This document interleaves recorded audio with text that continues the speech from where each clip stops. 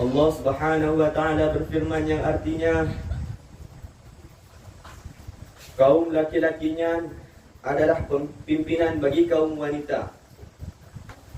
Oleh karena Allah telah melebihkan sebagian mereka atas sebagian yang lain, dan karena mereka telah menafkahkan sebagian dari harta mereka, sebab itu maka wanita yang salihah ialah yang taat kepada Allah bagi lagi memelihara diri ketika suaminya tidak ada. Oleh karena Allah telah memelihara mereka. Quran Surat An-Nisa. Memelihara diri kita suaminya tidak ada, maksudnya tidak berlaku serong ataupun curang, serta memelihara rahsia dan harta suaminya. Oleh karena Allah telah memelihara mereka, maksudnya bahawa sikap mereka itu adalah karena Allah lah yang memelihara dan memberikan mereka taufik, dan bukan semata dari diri mereka, karena nafsu manusia senantiasa akan mengajak kepada keburukan. Ayatnya menegaskan bahawa kaum lelaki adalah pemimpin atas kaum wanita dan menjelaskan tentang wanita salihah. Menurut Ibnu Katsir, lelakinya adalah pemimpin wanita, pembesarnya, hakim atasnya, dan pendidiknya. Karena lelaki itu lebih utama dan lebih baik, sehingga kenabian dikhususkan pada kaum lelaki. Dan demikian pula pemimpinan tertinggi, karena Nabi sallallahu alaihi wasallam bersabda, la yufliha qaumun walau amrahum amra'ata. Tidak akan beruntung suatu kaum yang menyerahkan urusan kepemimpinan kepada seorang wanita. Ibnu Katsir melanjutkan, dan demikian pula khusus lelaki jabatan qada atau kehakiman dan hal-hal yang lainnya, karena lelaki telah menafkahkan sebagian dari harta mereka, yaitu berupa mahar atau mas kawin. Nafkah-nafkah dan beban-beban yang diwajibkan Allah atas lelaki untuk menjamin perempuan. Maka dalam diri lelaki itu adalah kelebihan dan keutamaan atas perempuan, hingga sesuailah kaum lelaki itu menjadi pemimpin atas perempuan. Sebagaimana firman Allah Subhanahu wa taala, A'udzu billahi minasyaitonir rajim. Bismillahirrahmanirrahim. Walirrajuli 'alaihinna darajah. Dan laki-laki memiliki satu derajat lebih atas mereka. Penjelasan Ibnu Katsir itu ada rincian yang senada, yaitu perkataan Abu As-Sa'ud. Abu Sa'ud pernah berkata, dan pengutamaan bagi kaum laki-laki itu karena kesempurnaan akal, bagusnya pengaturan, kesungguhan pandangan, dan kelebihan kekuatannya. Oleh karena itu, ada kekhususan bagi laki-laki, yaitu mengenal nubawah atau kenabian, imamah atau kepimpinan wilayah atau kewalian, syahadah, kesaksian dalam perkara pidana. Wanita tidak boleh menjadi saksi, hanya khusus lelaki, jihad dan hal yang lain-lainnya. Saudara-saudara yang dirahmati oleh Allah Subhanahu wa taala, selanjutnya dari ayat, sebab itu maka wanita yang salihah ialah yang taat kepada Allah Subhanahu wa taala, lagi memelihara diri. Maksudnya tidak berlaku serong ataupun curang, serta memelihara rahsia dan harta suaminya ketika suaminya tidak ada, oleh karena Allah telah memelihara mereka. Ini adalah rincian keadaan wanita di bawah kepimpinan lelaki. Allah Subhanahu wa taala telah menyebutkan bahawa wanita itu ada dua macam.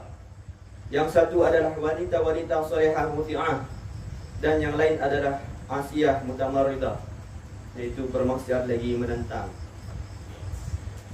Wanita-wanita salihah muti'ah adalah taat kepada Allah dan suaminya, melaksanakan hak-hak dan kewajiban yang ada pada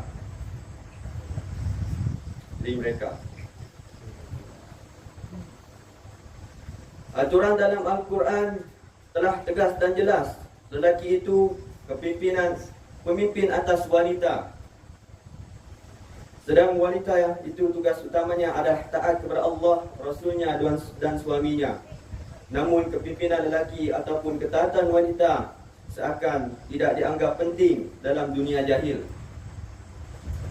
hingga muncul kondisi yang ironis, tidak sesuai aturan.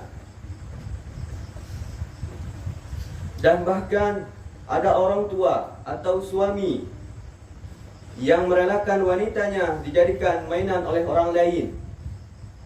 Na'udzubillahi min dzalik. Lelaki yang demikian itu adalah dayus, tidak merasa cemburu terhadap keluarganya yang berbuat sesuatu yang dengan lelaki lain. Menurut hadis Nabi SAW, surga haram atas lelaki dayus.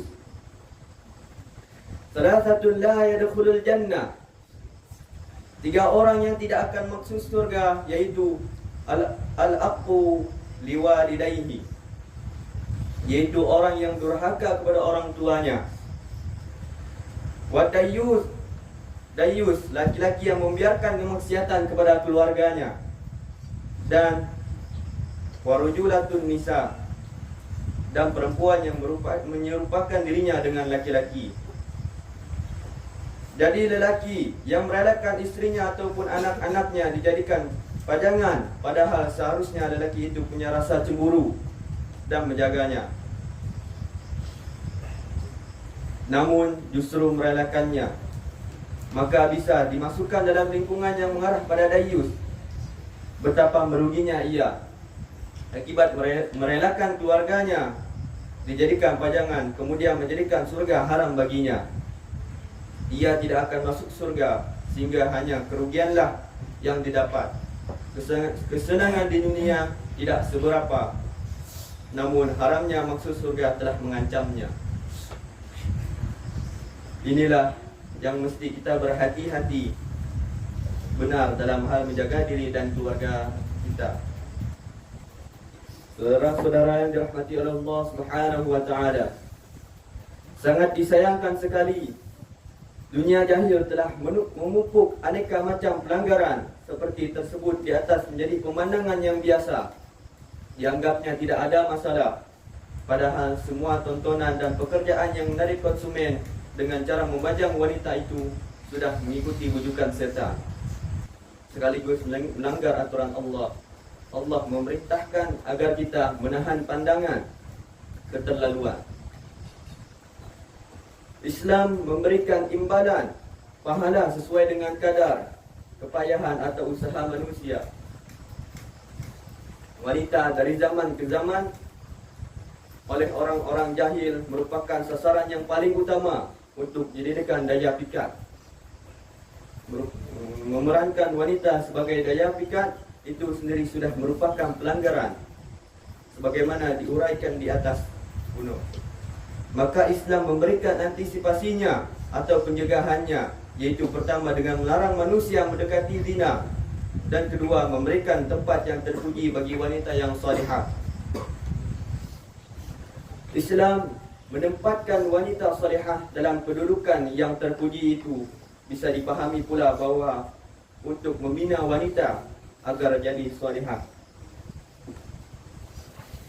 serta wanita itu sendiri dalam berupaya menjadi wanita salihah adalah perkara yang besar, perkara yang banyak godaannya, karena manusia jahil telah menjadikan wanita sebagai sasaran untuk menjadi daya tarik, dan itu jelas bertentangan dengan Islam.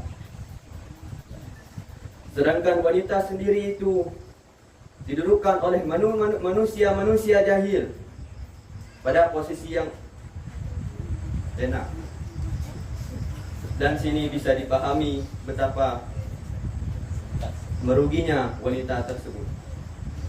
Dari sini bisa dipahami betapa terpujinya wanita yang baik, istilahnya wanita salihah, yaitu wanita yang menuruti aturan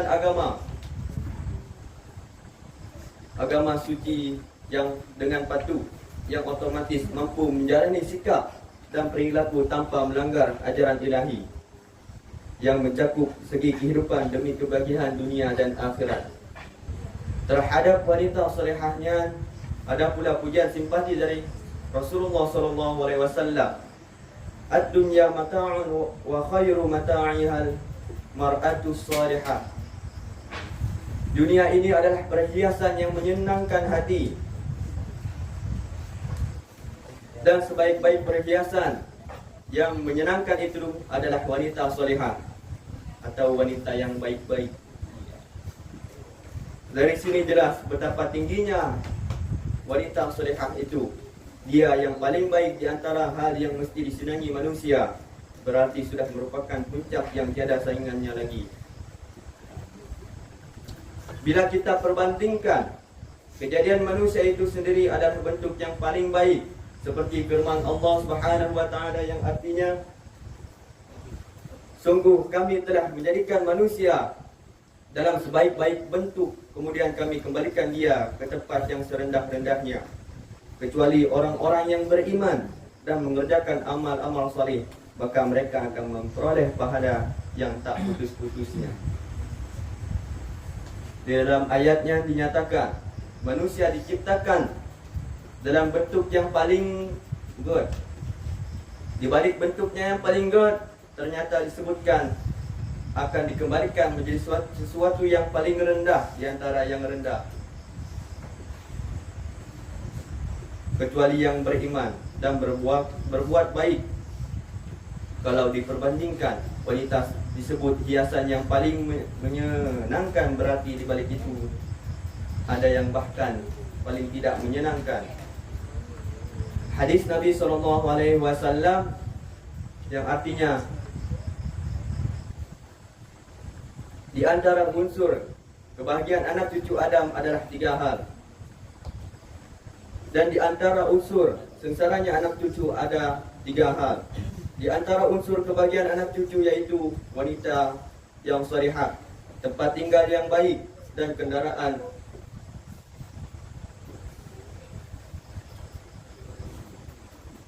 kendaraan yang bagus. Hadis sahih riwayat Ahmad.